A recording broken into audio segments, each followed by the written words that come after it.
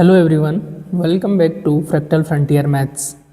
तो last lecture में हमने वेक्टर स्पेस की बेसिस और डायमेंशन यानी कि आधार और विमा के बारे में डिस्कस किया है। बेसिक डेफिनेशन हमने अब तक देख ली है और कुछ एग्जांपल्स की सहायता से हमने देखा है कि किसी भी जो वेक्टर स्पेस है उसका बेसिस कैसे आइडेंटिफाई करते हैं या प्रूफ करते हैं। तो हमें दो कंडीशन चाहिए होती है बेसिस में। एक वो होना चाहिए आपका लीनियरली इंडिपेंडेंट, एक घात स्वतंत्र, और दूसरा कंडीशन है कि जो सेट हमें दे रखा है एस वो वी का जनरेटर होना चाहिए, यानी कि वी जो है उस सेट एस से पूरा का पूरा विस्तृत हो जाना चाहिए। तो ये अब तक हमने डिस्कस कर लिया है। अब हम कुछ इंपॉर्टेंट थ्योरम्स के बारे में डिस्कस करेंगे बेस एंड डायमेंशन के ऊपर। तो शुरू करते हैं। तो हमारा जो मेन फोकस रहेगा वो परिमित विमीय सदिश समष्टि पर रहेगा, यानी कि जो फाइनाइट डायमेंशनल वेक्टर स्पेस है उसके बारे में हम डिस्कस करेंगे कि उसका आधार और उसकी जो डायमेंशन होती है उसकी क्या क्या प्रॉपर्टीज़ होती है। तो सबसे पहले हम थ्योरम देखते हैं, एग्जिस्टेंस थ्योरम, यानी कि आधार जो है वो एग्जिस्ट भी करता है या नहीं करता है। तो सबसे पहले हम एग्जिस्टेंस थ्योरम की बात करेंगे।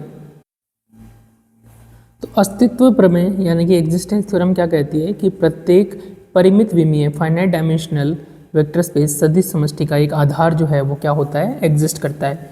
यानी कि कोई भी वेक्टर स्पेस है और वो फाइनाइट डायमेंशनल है तो उसका आधार एग्जिस्ट करेगा ही करेगा। हो सकता है एक ही आधार एग्जिस्ट करे या एक से ज़्यादा भी आधार एग्जिस्ट करे, लेकिन कम से कम एक आधार जो है उसका एग्जिस्ट करेगा। तो इसको हम प्रूफ करते हैं। तो मान लेते हैं, माना V/F एक परिमित विमीय सदिश समष्टि है, परिमित विमीय सदिश समष्टि है। ठीक है, तो परिमित विमीय सदिश समष्टि है, अतः V का कोई उपसमुच्चय, V का कोई परिमित उपसमुच्चय लिखते हैं, कोई परिमित उप समुच्चय S, नीचे लिख देते हैं S is equal to V1 V2 up to Vn इस प्रकार विद्यमान होगा कि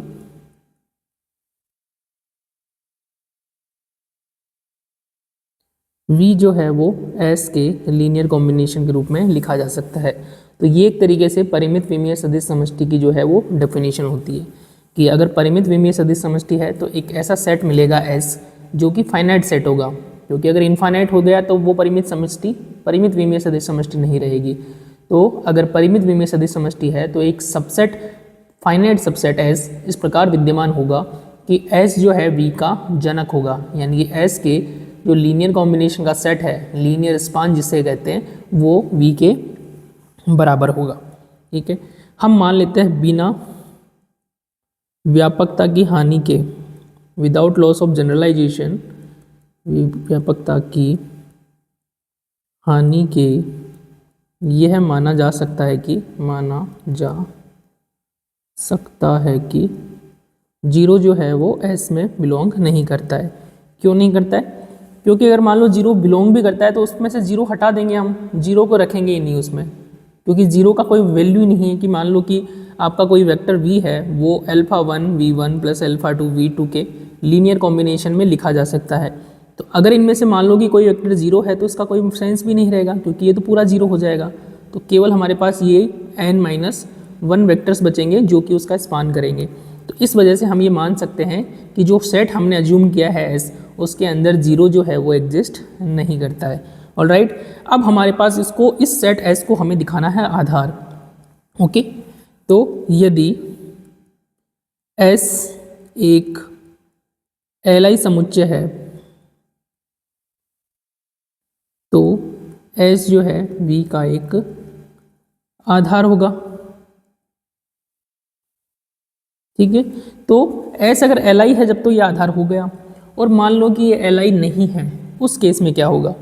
तो यदि S एक LD समुच्चय है तो जब हमने लीनियर डिपेंडेंट सेट की परिभाषा देखी थी, उसकी प्रॉपर्टीज़ और थ्योरम्स देखी थी, तो उसमें हमने एक चीज़ नोटिस की थी कि लीनियर डिपेंडेंट होने के लिए क्या कंडीशन होती है कि एक ऐसा सदिश हमें मिलेगा जिसको उसके पूर्ववर्ती सदिशों के लीनियर कॉम्बिनेशन में लिखा जा सकता है। ठीक है, तो लीनियरली डिपेंडेंट होने का मतलब है कि कोई एक ऐसा वेक्टर मिलेगा जिसको हम के मान लिया था हमने वी के, कि वी के जो है वो v1 v2 वी के -1 तक के लीनियर कॉम्बिनेशन में लिखा जा सकता है। तो S यदि S एक लीनियरली डिपेंडेंट सेट है तो S में एक सदिश V के, जहाँ k क्या होगा 2 से लेके n तक, इस प्रकार विद्यमान होगा कि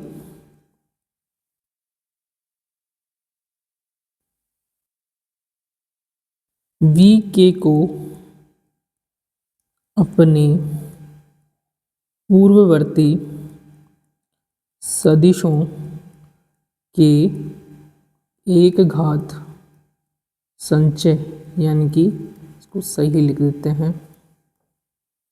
एक घात संचय लीनियर कॉम्बिनेशन के रूप में लिखा जा सकता है। ऑलराइट, तो मैंने मान लिया, अर्थात इसका मतलब क्या हुआ, अर्थात एल्फा वी के जो है उसको हम लिख सकते हैं समीशन एल्फा आई वी आई की वैल्यू कहाँ से 1 से लेके k -1, जहाँ एल्फा आई कहाँ बिलोंग करेंगे, फील्ड F में बिलोंग करेंगे। ठीक है, अब क्या है, अब हम एक समुच्चय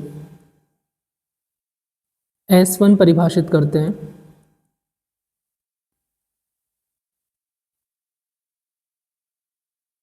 जो S में से एल वी के को हटाने पर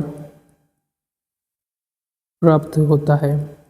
क्योंकि वी के को तो हम बाकी के जो सेट है उनके लीनियर कॉम्बिनेशन में लिख सकते हैं, तो इस वी के को हम क्या कर लिया, इस सेट एस से हमने हटा लिया। तो अर्थात S1 हमने इस प्रकार परिभाषित किया है कि S में से हमने इस वेक्टर VK को हटा लिया। तो एक तरीके से हमारे पास क्या बचेगा, V1 से लेके VK -1 बचेगा और VK +1 बचेगा। बीच में जो VK आ रहा है वो हमने हटा दिया और लास्ट में आपका क्या बनेगा, VN। अब हमें ये दे रखा है चूंकि जो V है वो लीनियर स्पान है S के बराबर, अतः प्रत्येक V vector belongs to V, there exist beta 1 beta 2 up to beta n belongs to F such that, या फिर हम इसको सही से हिंदी में लिख लेते हैं, प्रत्येक V belongs to V के लिए beta 1 beta 2 up to beta n belongs to F इस प्रकार विद्यमान होंगे कि V को हम क्या लिख सकते हैं, summation i = 1 to n beta I we I. अब इसमें से मैं वी के को हटा देता हूँ, तो i ≠ k प्लस मैंने अलग से लिख दिया बीटा के वी के। ओके, अब यहाँ से ये क्या होगा, i = 1 to n i ≠ k beta I we I, और बीटा के वी के की जगह मैंने ये वैल्यू रख दी समीशन i = 1 to k -1। तो summation i = 1 to k -1 alpha I we I, alpha I we I. तो एक तरीके से हमारे पास ये क्या हो गया, समीशन i = 1 to n, ये v1 तो ये बन जाएगा beta I we i plus summation, यहाँ i ≠ k है, i = 1 to k -1 beta k alpha i into v I. तो i = 1 to k तक क्या हो गया, i = 1 से लेके k -1 तक beta i plus beta k v i, sorry beta k alpha i into v i plus के यहाँ पर नहीं है, ना यहाँ पर है, ना यहाँ पर, तो स्टार्ट कहाँ से होगा समीशन आई इक्वल टू के प्लस वन से लेके एन तक बीटा आई वी आई। इसका मतलब क्या हो गया, अतः v बिलोंग्स टू v को S1 के सदिशों के एक घात संचय के रूप में लिखा जा सकता है। तो v को S1 के संचय के रूप में लिखा जा सकता है, यानी कि मतलब हो गया कि v जो है वो L S1 के बराबर होगा। तो अगर S से मैं लीनियरली डिपेंडेंट सदिश को हटा दूं, जो हमारे पास v के सदिश आया, तभी भी उसमें स्पान में कोई प्रभाव नहीं पड़ेगा, यानी कि जो पहले स्पान कर रहा था S1 और S स्पान कर रहा था, अगर S में से मैं v के हटा दूं तो S1 भी क्या करेगा, स्पान करेगा। अब बात करते हैं, यदि S1 एक Li समुच्चय है, तब S1 जो है v का एक आधार होगा। यदि नहीं है, यदि S1 जो है Ld समुच्चय है, तब पुनः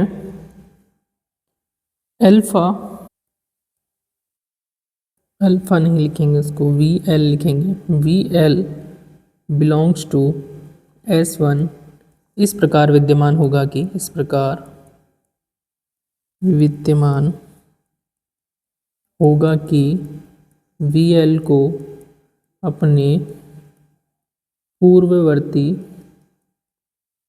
सदिशों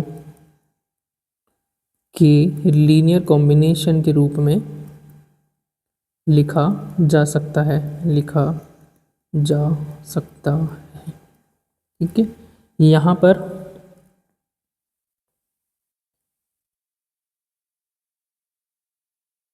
यहाँ नहीं लिखते इसको। अब हम तो VL को क्या लिख सकते हैं हम, जो भी इससे पहले वाले सदिश हैं, यानी कि V1 V2 Vn up to VL तक, जहाँ L जो है वो नॉट इक्वल टू K है। ठीक है, तो यहाँ L जो है वो नॉट इक्वल टू K है, जो K हमारा पहले था वो नहीं है।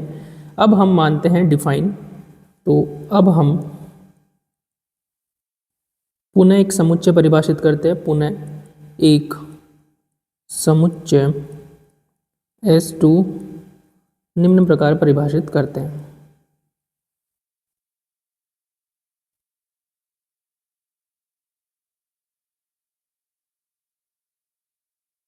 तो क्या करेंगे, अब हम S2 के कैसे परिभाषित करेंगे, तो ये जो वेक्टर मिला है उसको S1 से माइनस कर देंगे VL को। तो एक तरीके से हम S2 कैसे डिफाइन करेंगे, S में से दो वेक्टर माइनस कर दिए VK और VL। ठीक है, दो वेक्टर हमने इसमें से माइनस कर दिए, तो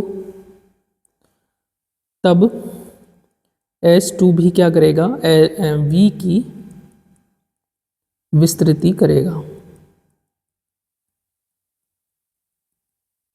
अर्थात V को लिखा जा सकता है L S2। अब यही प्रोसेस जो है हम बार बार रिपीट करेंगे, तो चेक करेंगे कि S2 Li है, Li है तो आधार हो जाएगा, Li नहीं है तो कोई एक वेक्टर होगा जिसको उसके पूर्ववर्ती सदिशों के लीनियर कॉम्बिनेशन में लिखा जाएगा, तो उस वेक्टर को हम क्या कर देंगे, माइनस कर देंगे। ऐसे माइनस करते करते हमें एक समुच्चय S इस प्रकार से मिलेगा, S के मान लो, S L मान लो, कुछ भी, वो इस प्रकार से मिलेगा कि वो क्या होगा, लीनियरली इंडिपेंडेंट होगा। और लीनियरली इंडिपेंडेंट होगा तब क्या होगा, हमारे पास वो क्या बन जाएगा, आधार बन जाएगा।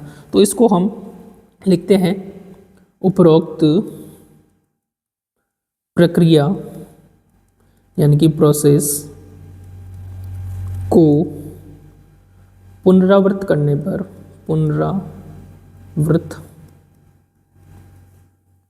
पर या तो हमें V का एक आधार प्राप्त हो जाएगा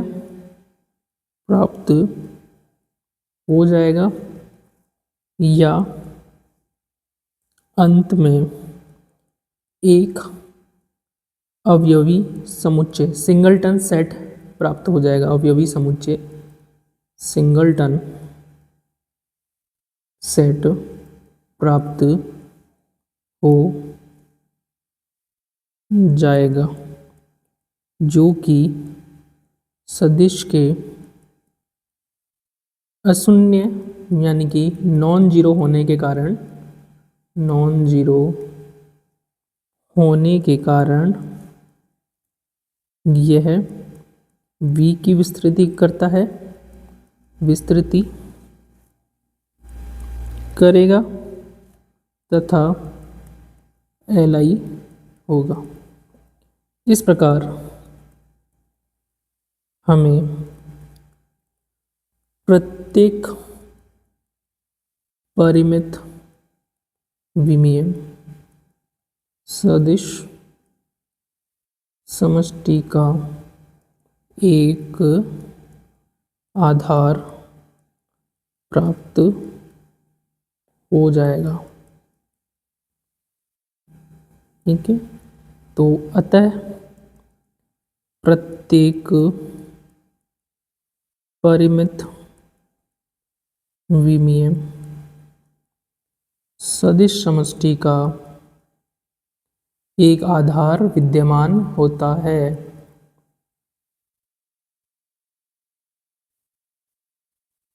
यही हमको क्या करना था, प्रूफ करना था। तो ये जो है आपका एक एक्सटेंशन थ्योरम है और एग्ज़ाम के लिए इम्पोर्टेंट थ्योरम है।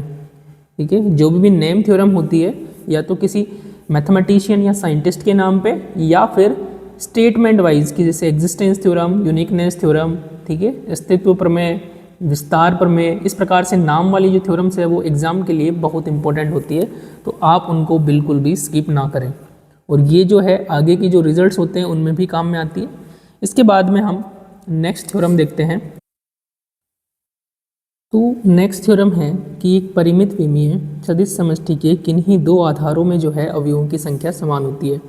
तो एक परिमित विमीय सदिश समष्टि के एक से ज़्यादा आधार हो सकते हैं और एक से ज़्यादा आधार होते हैं, तब आपका क्या होता है कि अवयवों की जो संख्या होती है वो सेम होती है। तो जितना आधार B1 में अवयव हैं उतने ही आधार B2 में होंगे, B3 में होंगे, इस प्रकार से। तो ये हमें क्या करना है, प्रूफ करना है। अगर आधार में अवयव अलग अलग हो गए तो फिर आप डायमेंशन को डिफाइन नहीं कर पाओगे, क्योंकि डायमेंशन क्या होती है, number of elements in the basis of A vector space, कि किसी की जो सदिश समष्टि का जो आधार है उसमें कितने अवयव है वो उसकी क्या कहलाती है, डायमेंशन कहलाती है।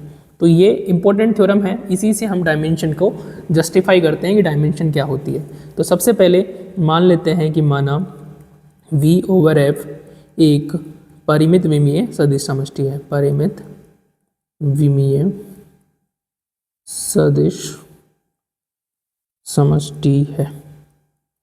मान लेते हैं इसके दो आधार है, माना B1 equal to V1 V2 up to Vm तथा B2 एक आधार दूसरा मान लेते हैं, उसमें अवयव जो है वो अलग प्रकार के होंगे। तो इसमें मान लेते हैं U1 U2 up to Un जो है सदिश समष्टि V के दो आधार हैं, सदिश समष्टि V के दो आधार है। तब हमें सिद्ध करना है कि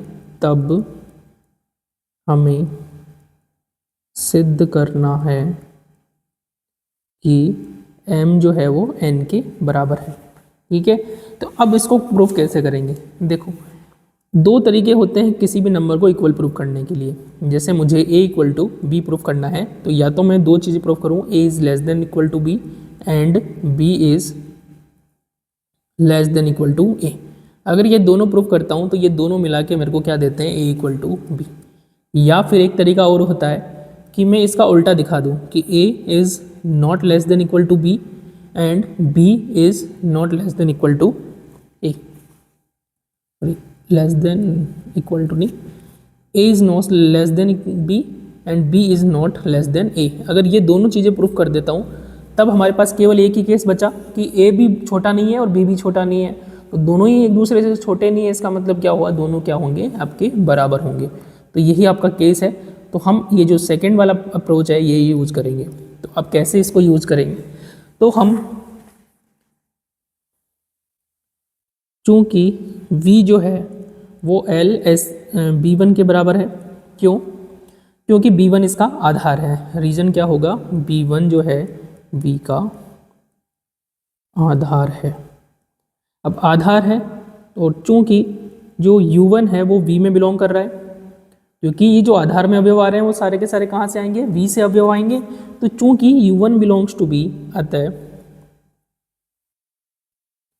u1 को b1 के अवयवों के लीनियर कॉम्बिनेशन के रूप में लिखा जा सकता है, क्योंकि यही एक घात विस्तृति की परिभाषा होती है कि अगर v का कोई वेक्टर है और हमें आधार दे रखा है तो v के प्रत्येक सदिश को हम जो आधार है उसके अवयवों के लीनियर कॉम्बिनेशन में लिख सकते हैं।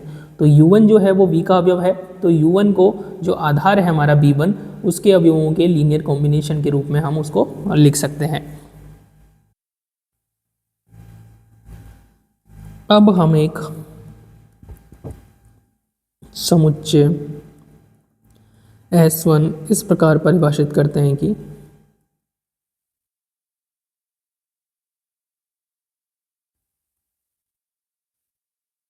जो S1 होगा वो B1 में ये जो हम U1 वेक्टर मिला उसको क्या कर देंगे? ऐड कर देंगे। तो B1 में क्या अवयव थे? V1 V2 up to Vm थे और ये हमने ऐड कर दिया U1। तब ये जो S1 होगा वो क्या होगा? लीनियरली डिपेंडेंट, क्योंकि इस U1 को इसके पूर्ववर्ती सदिशों के लीनियर कॉम्बिनेशन में लिखा जा सकता है। तब S1 जो है एक LD समुच्चय है। अतः LD हो गया, अतः S1 में एक अवयव Vi not equal to U1 इस प्रकार विद्यमान होगा कि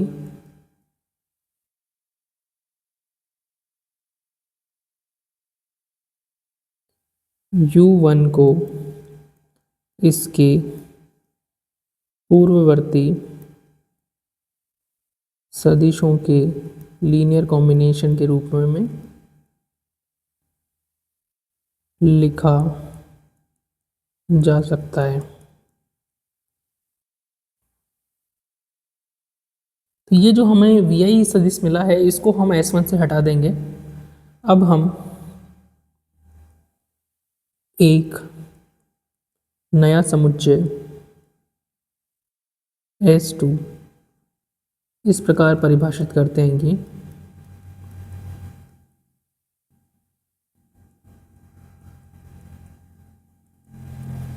S2 कैसे परिभाषित करेंगे? तो जो आपका जो S1 है उसमें से इस जो हमें Vi मिला है उसको हमने हटा दिया।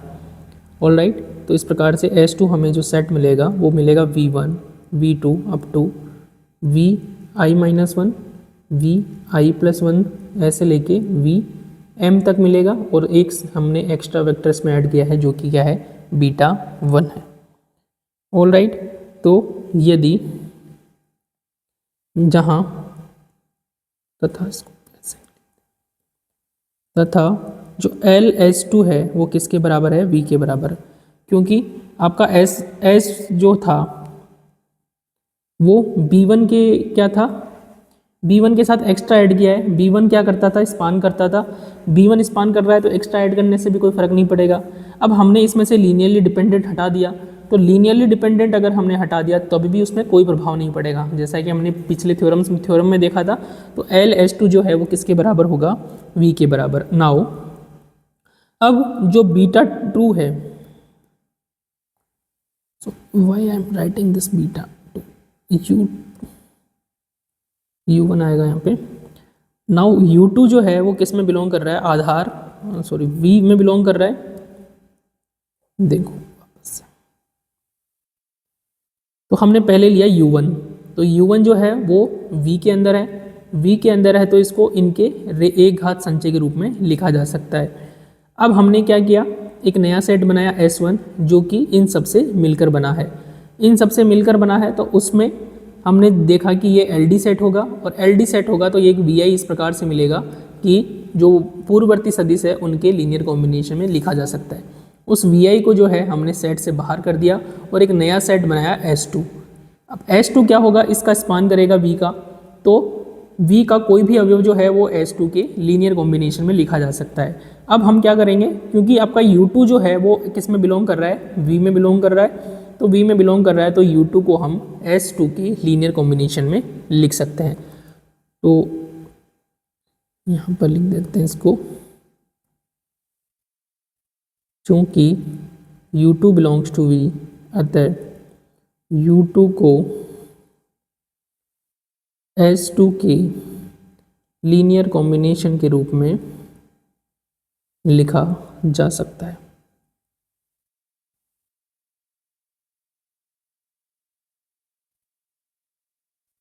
लीनियर कॉम्बिनेशन के रूप में लिखा जा सकता है, इसका मतलब अतः S3 बराबर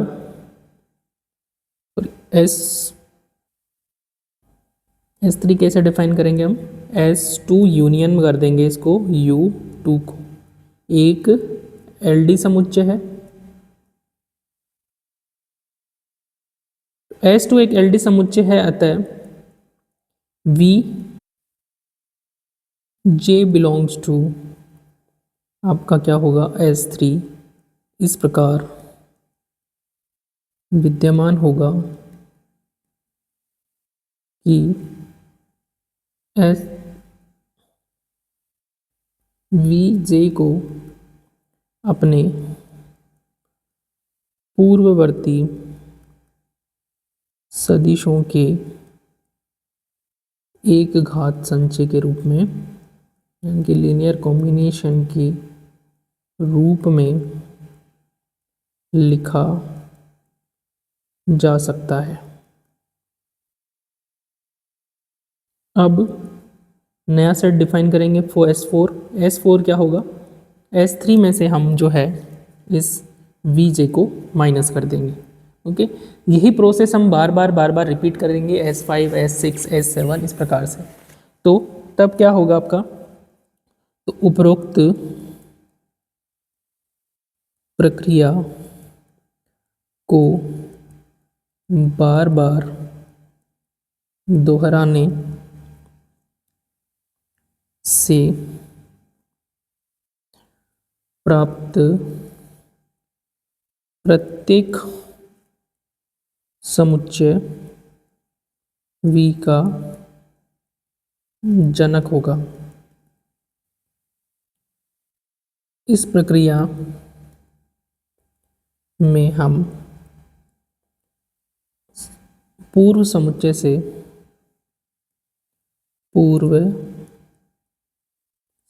से एक vi हटा रहे हैं तथा एक uj ऐड कर रहे हैं, जोड़ रहे हैं।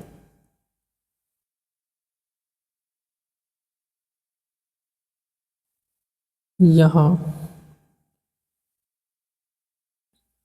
अवयवों vi का जो समुच्चय है हमारे पास B1 अवयवों uj के पूर्व जो है अवयवों uj, इसको सही से अवयवों uj के समुच्चय क्या था आपका, B2 से पूर्व समाप्त नहीं होगा। क्यों नहीं होगा, क्योंकि यदि ये समाप्त होता है, क्योंकि यदि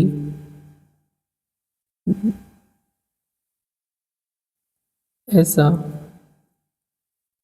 नहीं होता है तो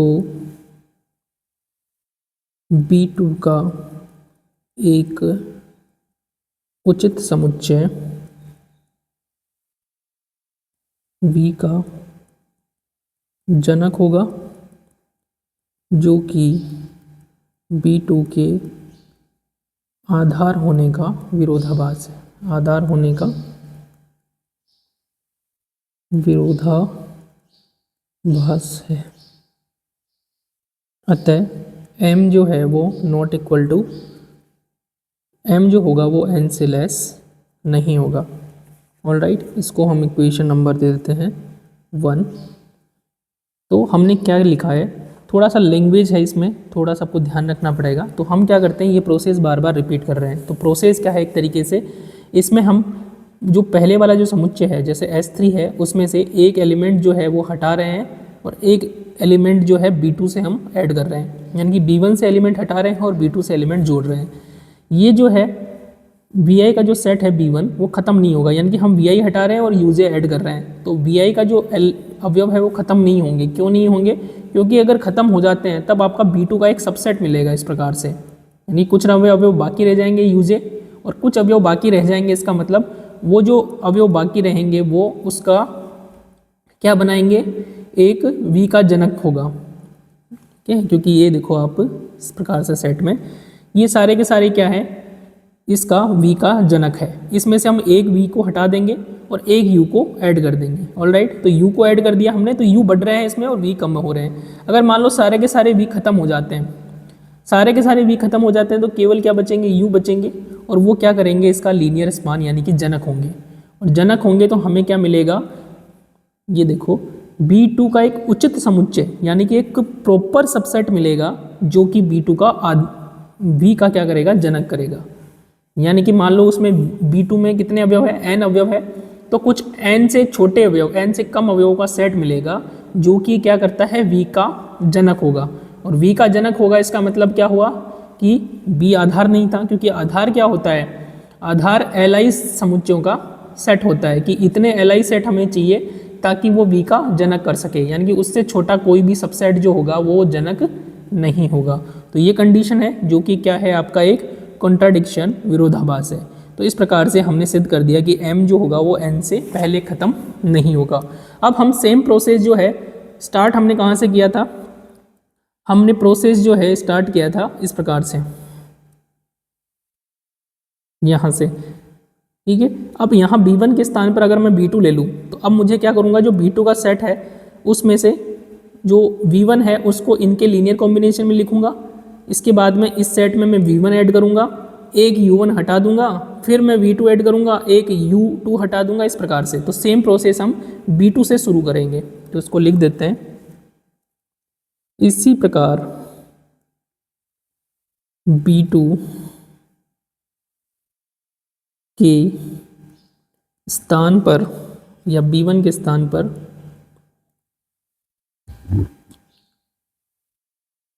समुच्चय B2 लेने पर यह सिद्ध किया जा सकता है कि जो n होगा वो लेस देन नहीं होगा m से। इसको रिजल्ट नंबर 2, तो 1 व 2 से हमें क्या मिलेगा, m इक्वल टू n मिलेगा। अतः v के दोनों आधारों में अवयवों की संख्या समान होगी। यही हमें क्या करना था, प्रूफ करना था, हैंस प्रूफ्ड। तो जो बेसिस और बेसिस के जो थ्योरम्स होती है वो थोड़ी लैंग्वेज बेस्ड होती है कि आपको पहले समझना होगा कि हम क्या प्रोसेस फॉलो कर रहे हैं, और उससे जो है बेसिस और जो लीनियर स्पान या लीनियरली डिपेंडेंट इंडिपेंडेंट है उनकी परिभाषा उसको सेटिस्फाई करनी चाहिए जो भी चीज़ हम लिख रहे हैं। तो आज के लिए इतना ही। जो नेक्स्ट लेक्चर होगा उसमें हम फाइनाइट डायमेंशनल वेक्टर स्पेस की कुछ प्रॉपर्टीज़ को डिस्कस करेंगे थ्योरम्स की हेल्प से। तो मिलते हैं नेक्स्ट लेक्चर में। Till then keep learning, keep exploring. Thank you so much for watching.